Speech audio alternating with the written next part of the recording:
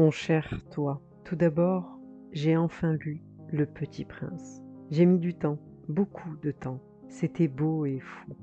Je suis encore sous le charme. J'aurais tant voulu connaître moi aussi Le Petit Prince. Voilà, j'avais envie de partager cela avec toi.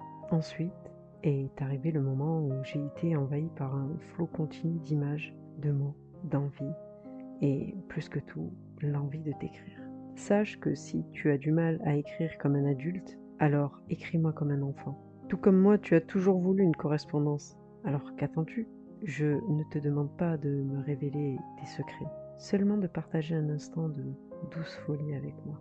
Un moment qui sera celui où tu pourras te perdre, t'abandonner et pourquoi pas perdre un peu le contrôle.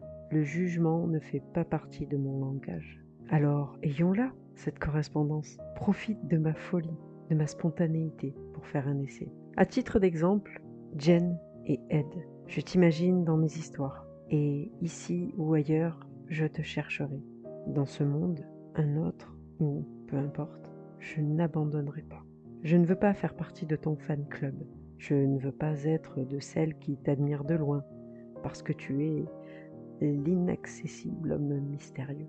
Un rôle qui te va à merveille, cela dit. Moi, je veux être ta correspondante, la première et la dernière, celle avec qui tu peux être qui tu veux et dire tout ce qui te passe par la tête. Soyons fous, n'ayons peur de rien.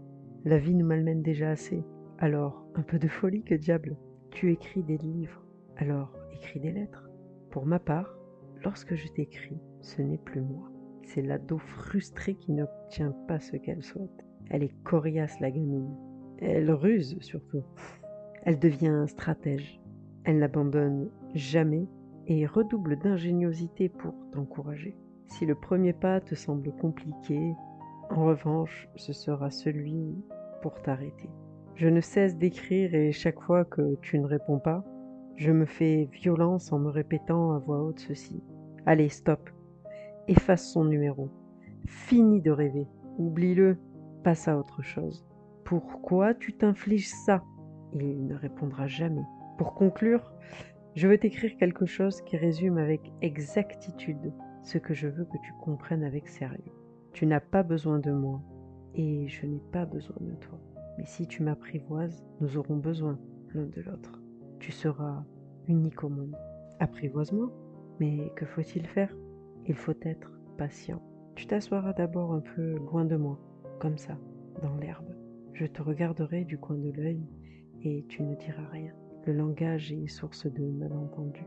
Alors, au plaisir de te lire, Jen.